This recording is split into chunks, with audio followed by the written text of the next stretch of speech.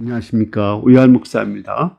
오늘 2023년도 추수감사 예배를 드리게 되어서 감사합니다. 오늘 오신 여러분들 정말 환영합니다. 여러분들이 추수감사절에 입안에 웃음이 가득하고 꿈꾸는 것 같은 그런 행복이 넘쳐나기를 기도합니다. 오늘 말씀은 시편 116편 1절 2절 전반부입니다.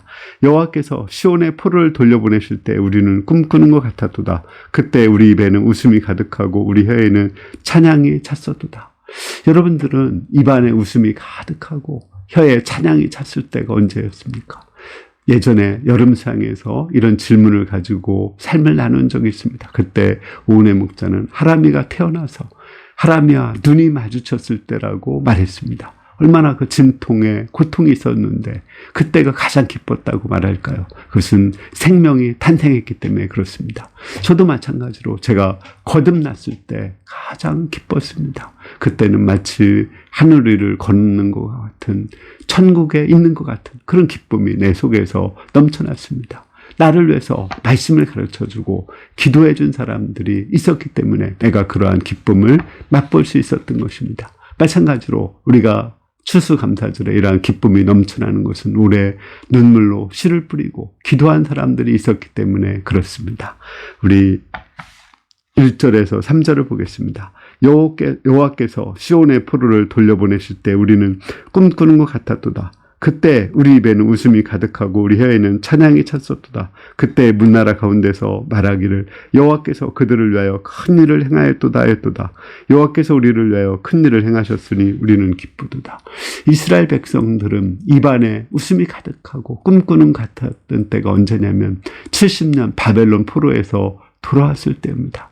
그들이 바벨론 포로에 70년 동안 있을 때 그들은 고향에 돌아가는 것은 불가능하다고 생각했습니다. 거의 포기하고 절망하고 슬프게 노래를 부르고 있었습니다. 근데 어느 날 고레스 왕이 이스라엘 백성들은 다 고향으로 돌아가라고 했습니다. 뿐만 아니라 그들에게 성전을 지으라고 재료를 주고 이웃들에게 그들에게 여행 경비를 위해서 돈을 지원하라고 말했습니다. 정말 말도 안 되는 놀라운 일이 일어났습니다. 그들은 그때 기뻐서 크게 하나님을 찬양하고 또 고향으로 돌아갈 때 입안에는 웃음이 가득했습니다. 그들은 과거에도 이러한 적이 한 번 있었습니다. 그것은 출애굽할 때입니다. 그렇지만 출애굽할 때와 또 지금 바벨론 할 때는 또 상황이 다릅니다. 그때는 하나님께서 큰 일을 행하셔서 10가지 재앙으로 바로를 치셨습니다. 바로는 마지못해서 이스라엘 백성들을 내보내 주었습니다. 그때도 이스라엘 백성이 홍해를 건넜을 때 입안에 웃음이 가득했습니다. 그러나 지금은 그때보다도 더 웃음이 가득했습니다. 왜냐하면 하나님께서 피 한 방울 흘리지 않고 고레스 왕의 마음을 감동시키고 그 주변 사람들을 감동시켜서 이스라엘을 보내게 하셨기 때문에 그렇습니다. 이것은 하나님께서 정말 큰 일을 행하신 것입니다. 이렇게 하나님께서 큰 일을 행하실 때 우리는 마음에 기쁨이 있고 웃음이 가득하게 됩니다. 우리나라는 언제 입안에 웃음이 가득했을까요?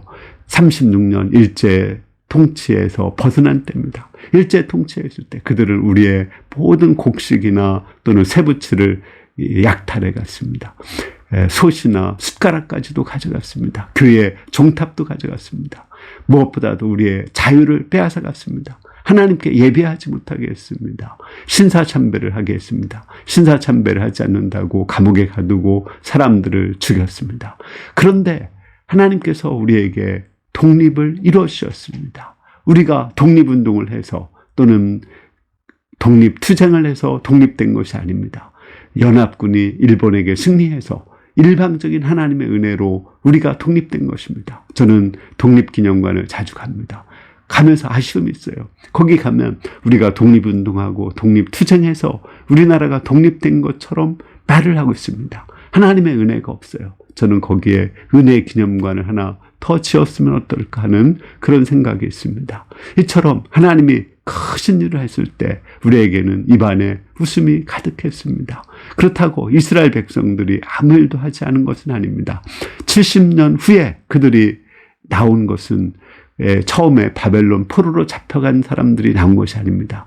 적어도 한 10살 밑에나 그 후대가 나온 것입니다. 이걸 볼 때 이스라엘 백성들은 후대에게 자신들의 신앙을 잘 전수해 줬습니다. 그 엄청난 고난과 시련 가운데서도 믿음의 중심을 지키고 후손들에게 말씀을 가르치고 그들을 눈물로 훈계해서 자기들의 신앙을 전수해 줬습니다. 그때 그 신앙을 전수한 사람들만이 출애굽을 할 수가 있었고 출바벨론을 할 수가 있었던 것입니다. 이스라엘이 그 출바벨론 한 것은 끌려간 사람의 10분의 1도 되지 않습니다. 100만이 넘게 끌려갔지만 한 7, 8만 정도가 나왔다고 합니다. 이렇게 신앙을 전수해 줄 때 이런 사람들이 큰 기쁨을 맛볼 수 있습니다. 우리에게는 이러한 큰 기쁨을 맛본 것이 언제일까요? 이들의 출바벨론보다도 또는 우리의 그 독립된 것보다도 더 큰 기쁨은 언제일까요? 우리가 바로 예수님을 믿고 거듭났을 때입니다. 지옥에서 천국으로, 사망에서 생명으로 옮겨졌을 때, 그때가 우리에게는 가장 큰 기쁨의 날입니다. 하나님 나라를 향해서 가는 그날입니다. 이러한 기쁨을 맛보기 위해서는 그 우리에게 신앙을 전수해 준 사람들이 있는 것입니다. 그리고 그 신앙을 우리가 받아들이고 예수님을 영접했기 때문에 그것이 가능한 것입니다.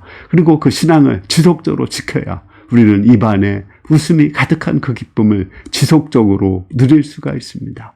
우리가 예수님을 마음에 그리스도로 모시고 또 그 신앙을 지속적으로 누리고 성령 충만한 가운데 입안에 웃음이 가득한 그 기쁨을 맛볼 수 있기를 기도합니다.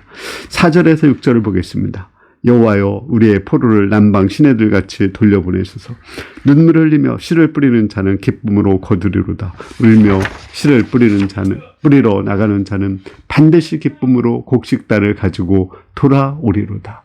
이스라엘 백성들이 이렇게 바벨론 포로에서 돌아오는 것은 그 앞서서 눈물로 씨를 뿌린 사람들이 있었기 때문에 그럽니다. 예레미야, 에스겔, 이사야 이들이 말씀의 씨를 뿌리고 눈물로 기도했습니다. 예레미야는 눈물의 선지자라고 하죠. 눈물을 강물처럼 시냇물처럼 흘리면서 후손들을 위해서 기도했습니다. 또 말씀을 심었습니다. 그때 그들 가운데 열매를 맺어서 다니엘이나 또는 다니엘의 새 친구나 스룹바벨이나 에스라나 스가랴나 이런 많은 사람들이 변화되어서 그들이 다시 출바벨론에서 나올 수가 있었던 것입니다. 그렇다고 그들이 눈물로 씨만 뿌려서 나오는 것은 아닙니다. 여기 가운데 하나님의 은혜가 있었기 때문에 그렇습니다.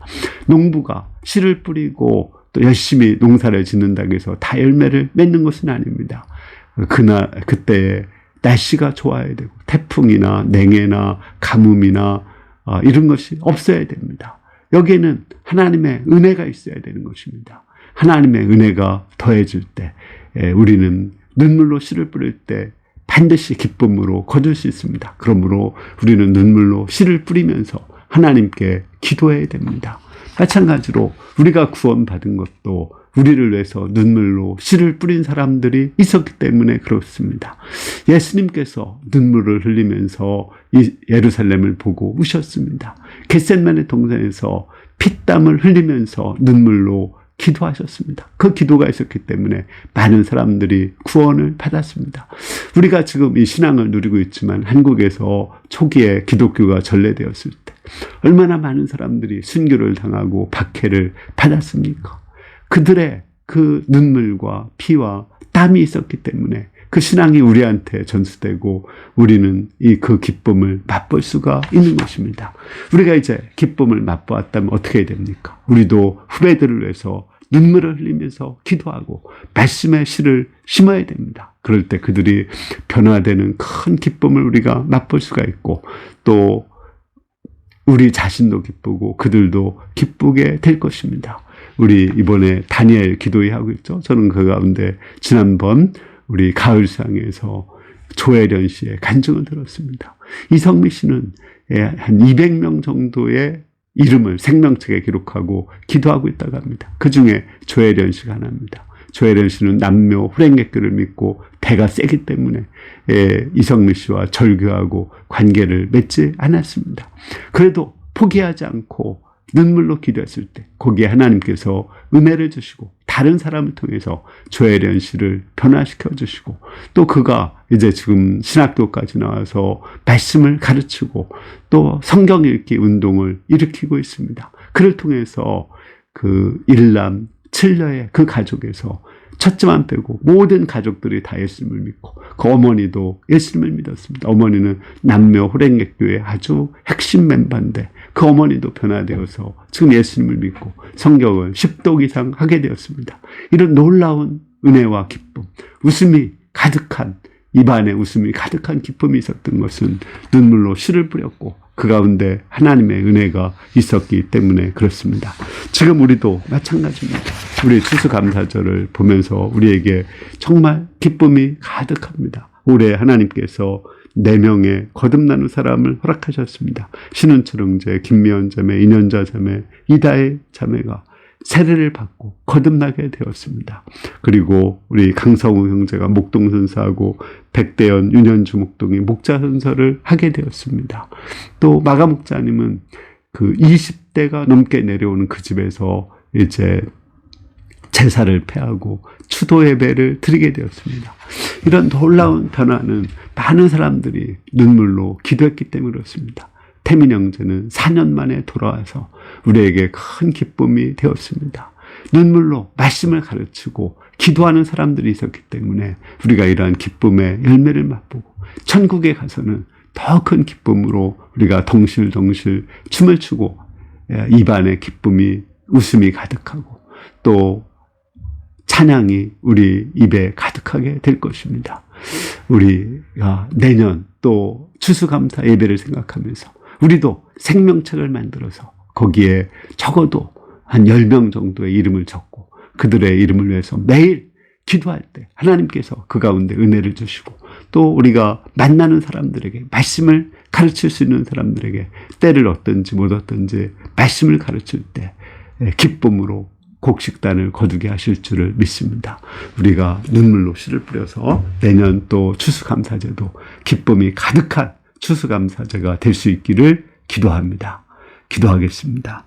은혜로우신 주님, 많은 사람들의 눈물로 씨를 뿌려서 우리가 이렇게 큰 기쁨과 은혜 속에 살게 되는 것을 고백합니다. 우리도 후배들, 후손들을 위해서 눈물로 씨를 뿌려서 내년 추수감사절에 또 천국에 가서 우리의 기쁨이 충만하게 도와주시기를 기도합니다. 감사합니다.